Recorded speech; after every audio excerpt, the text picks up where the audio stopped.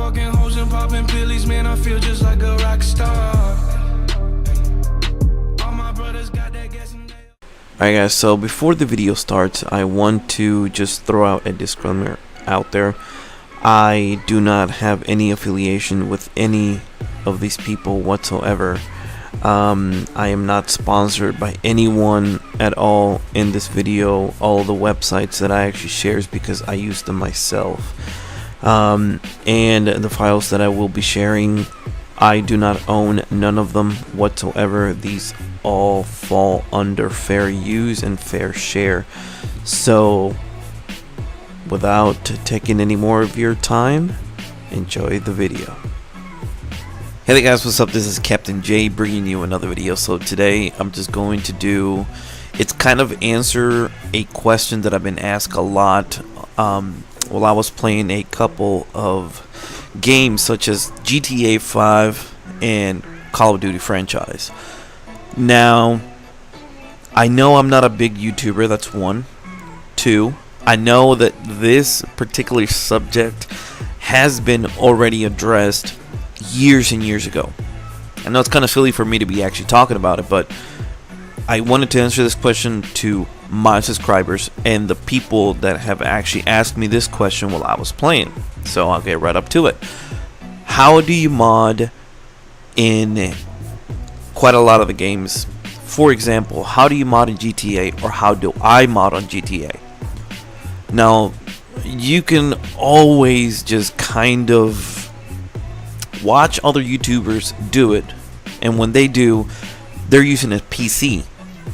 I play on the Xbox 360. I have my Xbox One, but unfortunately, as far as I know, you can't actually mod on it yet, or they're working on it, or it's in progress, or if it's out there, I still don't know. Anyway, to start actually modding, what you need is a Jtag or RGH console.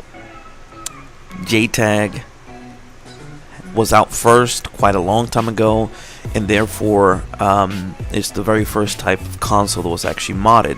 RGH actually stands for Reset Hat Glitch, yeah, and I can't remember exactly what the hell Jtag stands for, so sorry on that. This kind of shows you guys that I'm not an expert, so I don't know every single little detail. I don't know every single mod menu. I don't know every single stealth server. I don't know every single everything. So I'm not a Wikipedia, and I'm not just. I just wanted to answer my subscribers' questions, so that's what I'm doing the video. So on the Jtag console, you can actually go to Sharky Customs. Of course, I don't know him personally. He probably doesn't even know I exist, but one of the reasons why I point him out is because he appears to be the most legit person to actually buy an RGH or Jtag console from. Of course, you can also buy it from eBay, Amazon, if you can actually find them, but Sharky Customs has actually seen to be pretty legit and a person to trust. The reason I say this is because I was almost scammed in eBay. And because I've been doing eBay for quite some time, I was fast to actually find that they were trying to scam me. So that's why I actually say I would say for you guys to go ahead and go to Sharky Customs. So let's say you have your console with you already. Well, what do you do next? Well, of course you need a stealth server. A stealth server basically shadows or allows you to actually go online. If you actually have a modded console, you can't go online because it's actually blocked. The stealth server allows you to actually get onto Xbox Live, usually using their service to be able to go online, such as far as my understanding goes, that you get into their server and their server easily gets to Xbox Online. Of course, you have to pay for this service. You can, of course, buy lifetime on any stealth server that you can actually find that's actually good and legit. Therefore, Ninja. The reason why I was using Ninja is, of course, because they had the African mod menu, because it was one of the best mod menus. But I'll get to that here in just a second. They've been really good and really reliable. I know another person that actually has had 3 years on the same KV, as far as I was told. I can't really confirm this because it was just he say, she say, with that kind of stuff. On their website, of course, they advertise that there has been the #1 stealth server on the modding community. I can't really say it for sure, but it's pretty believable because they've been around for a while, and it's one of the OGs in the stealth serving community and modding community. Personally, I use Teapot. It's a little cheaper, and it does come with a mod menu for Call of Duty games. This mod menu actually works on Modern Warfare 2, 3, Black Ops 2, and I think from there on all the way up to Ghost, and of course it doesn't work on the new consoles or like the Xbox One X and S because they're not actually modded. So on my personal experience, I've actually used this mod menu for quite a while, quite a lot, and it's pretty easy and simple to use. Pretty sure you may have seen it in one of my videos.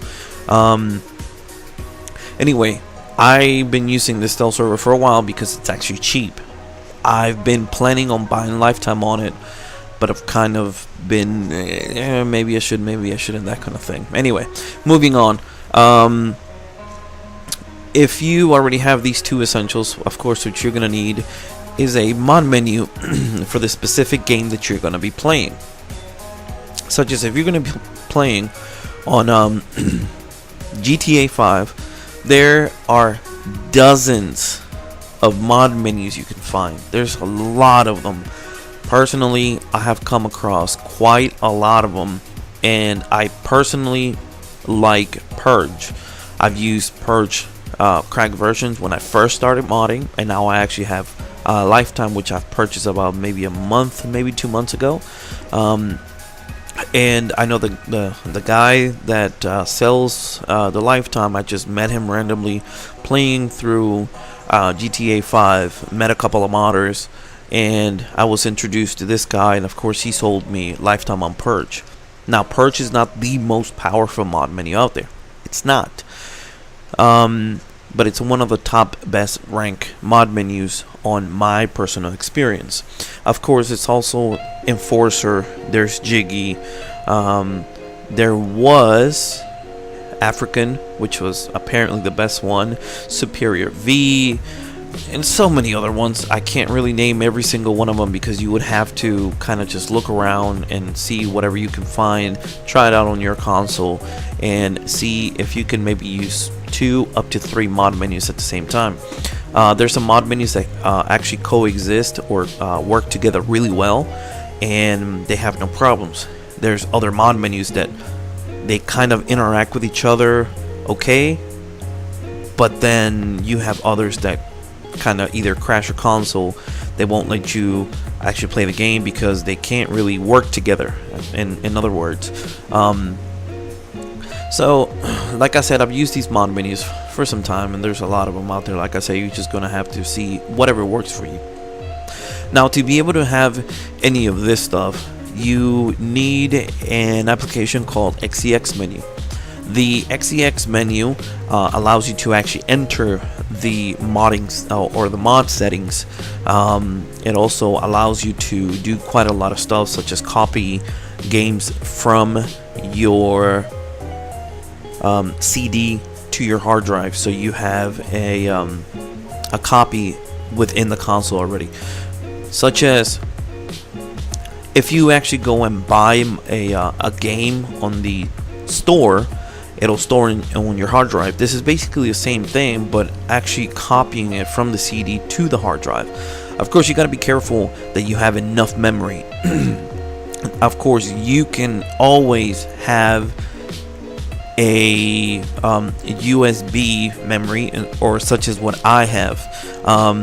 I actually have an external hard drive, and it's a 500 gigs, and I just happen to store everything onto that hard drive that I mainly need, because I can just plug it into my computer and put games into it That way I can download games from the internet, save them onto my computer, and I can play them on my Xbox 360 RGH or Jtag or modded console, whatever you want to call it. Okay, so if you know what game you're going to play, such as you're going to play on GTA Online, I will or would strongly suggest that you do not whatsoever don't use your original gamer tag that has all of your information in it. I would advise for you to actually go make a fake email address. The reason for this is because you don't want none of your original information on your console, nothing at all whatsoever. Let's say go to Google, go to Yahoo, Hotmail, even if you have American Online, which I haven't seen it around, even if you use any of those, use a random or create a random email address. Like I said, don't use none of your real information. You can be John Doe, which could have been born in 1950s, 60s, 70s, 80s, whatever you want. Don't use none of your information, please. It's a lot easier, it's a lot better, and it's a lot more safe for you. From there on, you can go on to Microsoft, create an account in Microsoft and Xbox Live, create your gamer tag, your profile, and everything like that. And like I said, same thing, don't use none of your real information. Once you do this, you will be able to download that gamer tag onto your console, or that profile. In other words, it'll be downloaded to your Xbox. Once you actually try to sign in, use whatever password and email you've created to download it to your Xbox. I would advise for you to get KVs. KV is a key vault. In other words, a fake serial number of your Xbox 360. When you get banned, if you get banned, and you probably will end up getting banned, such as I have. I've been banned, I don't know, 50 times roughly, and the reason is because of using cheap or free stealth servers. And of course, people report you for modding. They'll say some random weird shit, you'll get flagged, you'll end up getting banned. I'd say 90% of the time, what will actually end up being banned is your KV, or the fake serial number. That's the main thing that will be banned. And from my experience, been the KV that has gotten banned 9 times out of 10, the KB gets banned before my profile. And yeah, I've gotten some profile bans. Therefore, I have, I don't know, 4 to 5 different gamer tags that I actually use and that I have used before. And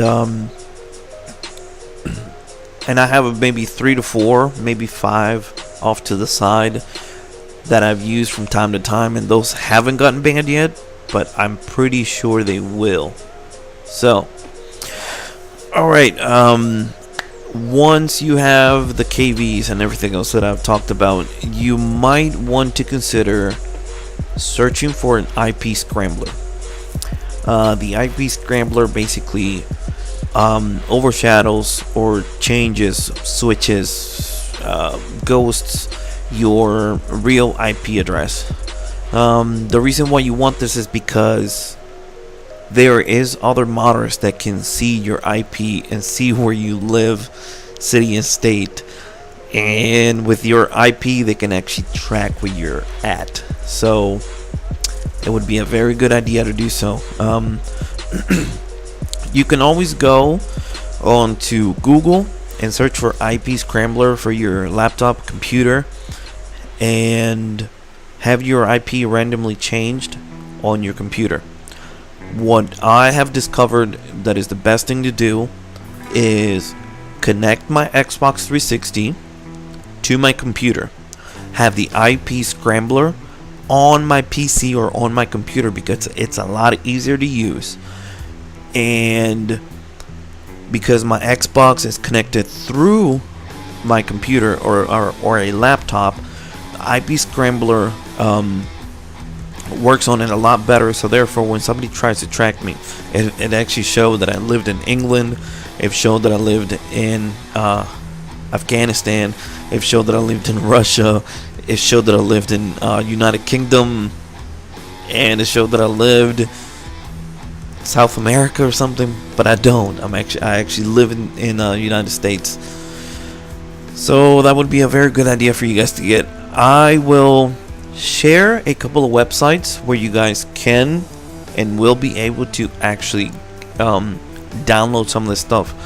I will leave in the description my personal items, I guess you could call that. I'm gonna put it on the website that I usually share, Mediafire. I'll leave those in the description if you guys would like some of those, such as a free mod menu, a free or the actual Xex for the stealth server, and I will try to help you as much as I can. I'm going to try to keep on putting more tips, helps, that kind of thing to get you guys started. Alright, well, sorry for taking about 15 minutes of your time. I hope you watched the whole video, and I hope this has actually worked for you. If you have any questions, always leave them down in the comments, and I will try to address them and try to answer every single one of your questions as much as I can, as fast as I can. And if I can actually share anything at all, I will leave it in the description. If you ask for a specific thing, I will try to get it for you and leave it where you'll be able to download it. So like I said, thank you once again. Thank you for being a subscriber. If you leave me a like, thank you. And that's basically it. Thank you so very much. This was Captain J. I'll see you on the next one. Peace.